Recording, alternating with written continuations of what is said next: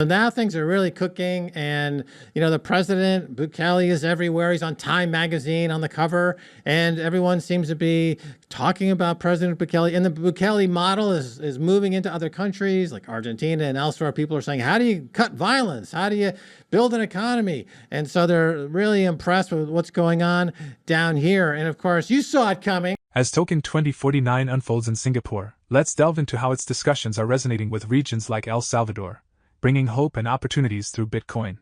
In a recent interview on Bitcoin Beach with Max Kaiser, we hear about Aaron Murphy's incredible transformation, from a life of partying to meaningful charity work in El Salvador. The interview highlights the significant changes in the country under President Bukele's leadership, and how Bitcoin is offering financial hope to impoverished communities.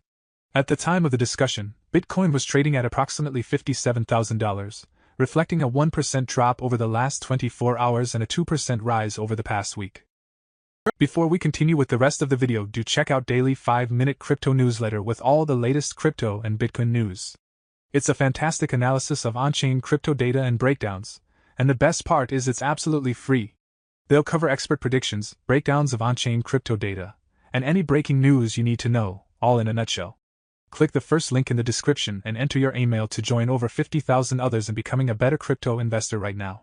The president recently said that the non-violent guys in prison, they are being kind of recycled into doing projects just like this, right? So that's another thing that people around the world are looking at. Like seems to be a pretty good rehabilitation system. Yeah. And so those folks are being cycled in, and they're helping out, and they are assisting in the building of these homes. I'm sober 36 years. Okay, so I got into AA in 1988.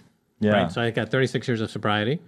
And this is something I don't talk a lot about in the Bitcoin community, because it's not, I mentioned it just recently because I saw how the AA experience and the Bitcoin experience are similar in that they're both ultimately spiritual experiences.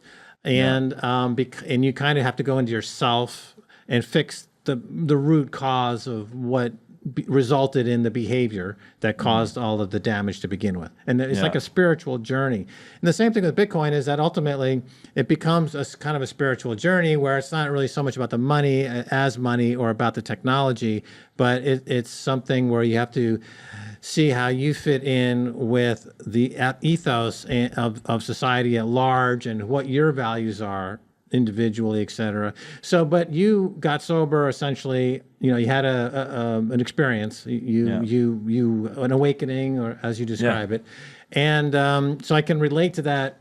And you found yourself in a completely different mind space. A new man, a new being, a new thought, a rebirth. And this country is talking itself about being a reborn, the Renaissance 2.0. Right. So the gangs are still very much hanging around. Yeah, but till now, there's none of that. They received a gangectomy.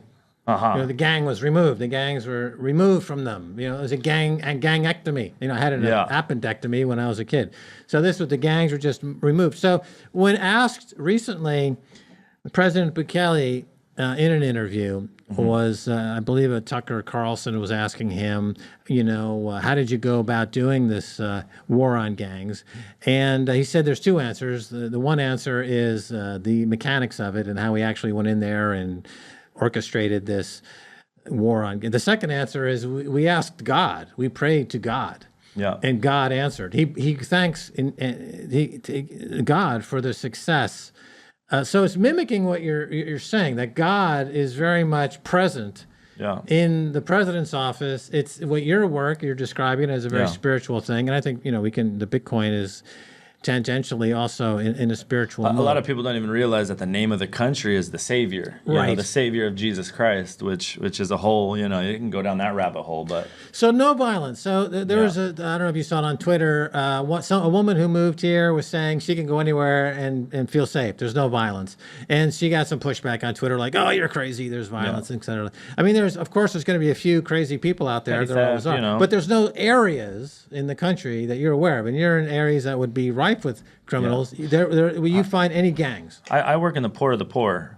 On the weekends, I like to take my daughter to the malls, go to a movie theater. You know what I mean? It's kind of my balance of I spend 90% of my time La Union, you know what I mean? Santa Ana, Sonsonate, all over the place. I haven't seen You know, and that's what I'm saying. Since 2021, it was pretty gnarly. Till now, it's a complete. I haven't seen anything. I haven't seen no gang signs. I haven't seen anyone.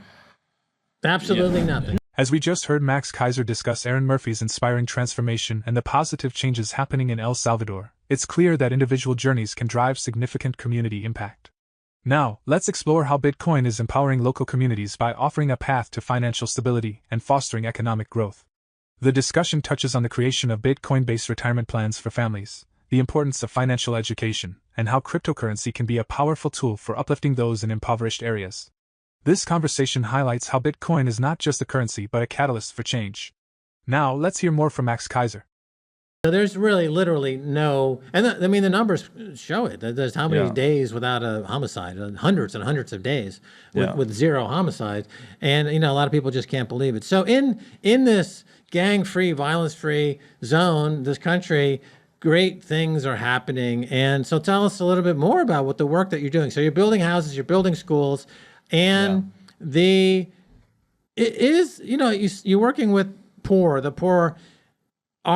Is there a feeling, on the high level numbers, El Salvador GDP is growing, tourism is up, foreign direct investments up. Is it reaching down to the lowest, strata of the income scale? Where are those people? Are they talking about it? Do they feel it? Tell us about it. I think, in my opinion, obviously there's malls popping up everywhere, right? Yeah. There's hotels, Airbnb is just going up like crazy. You know what I mean? Right. And that is providing a lot of jobs, which is amazing. But I mean, the poor are usually the people that are kind of far away from the cities, far away from a touristic town, and it hasn't directly, in my opinion, affected them as much. And because number one thing too is a lot of the people that are getting the jobs right now from all this tourism are people that speak English, so I have a few people that work on our farm that were deported from the States, you know what I mean, but had no jobs. They're making 3-4, and now I can pay them over $1,000 a month, so I think we can see now other things that are very important to be able to help these people, like teaching them a second language. These are things that, because you can go to university here for 4, 5, 6 years to get a job and make $800 a month, but it's very easy if you can speak English. You can make over $1,000 a month. Right. So it's understandably, in the rural areas that are not part of the cosmopolitan areas, it's going to be a slower trek forward. But if you remove that entire element of the violence, certainly there must be a feeling. I think you've already said it. There is a feeling of hope and a future. Right. Just to throw some numbers in here. Right. So El Salvador was a $28 billion economy. The extortions that you talk about were $6 billion a year. So that was completely eradicated, cut off. That's $6 billion that goes right back into the economy, right back into folks, and so that's like a 20%, raise in income, you could say. But the pride cycle, as you call it. But one of the things that I'm interested in is I want to go into your community. I want to talk to people. And I want to talk about Bitcoin in these communities for exactly the reason that you're talking about. It's a way to have savings that are going to be with you for your life, and you can leave to your kids. Mm-hmm. So one of the things, most people don't have the time preference. They don't think about necessarily their kids inheriting, something, and particularly if you're struggling and don't have much. But with Bitcoin, if you do $20 here and $20 there, it's money that's unconfiscatable. Nobody can censor you in doing any kind of transaction. Yeah. And it's inflation proof. So no matter how bad inflation gets, the value of purchasing power of Bitcoin only goes up. Is the way we see it. It's the purchasing power only goes up.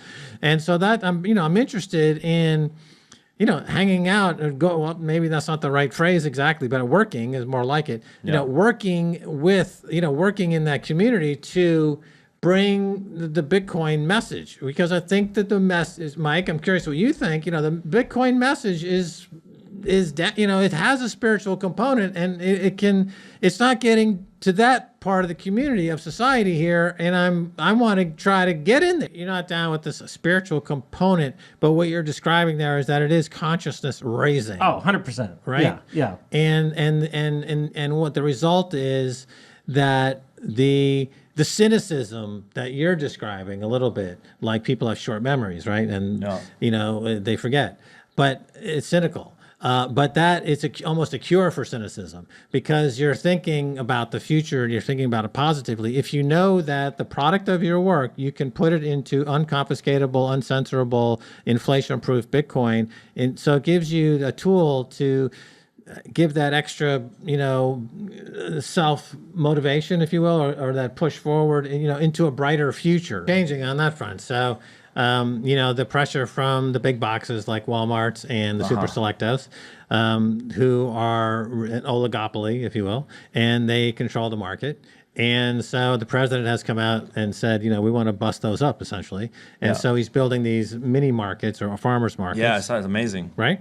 So they're bringing the farmers can go right to the consumer, cut out the big box guys, and they're going to make more. And the consumer gets better food, right? Yeah. Fresher food. So I think they are really addressing. But the economics of farming they're better. I mean, we can bring economics to farming, and people can start to farm again and make a living from it. Yeah. And that's something that we should focus on. And there's a lot of room there. In this recent conversation, we explored the transformative impact of President Bukele's leadership on El Salvador's safety and economy, as well as how Bitcoin is offering financial hope to impoverished communities by enabling savings and fostering growth. We'd love to hear your thoughts on a few questions. What role do you think Bitcoin can play in uplifting communities worldwide? How important is personal transformation in driving broader societal change? For more Daily Dose crypto news, check out these 2 awesome videos on your screen. Click now and we will see you on the next video.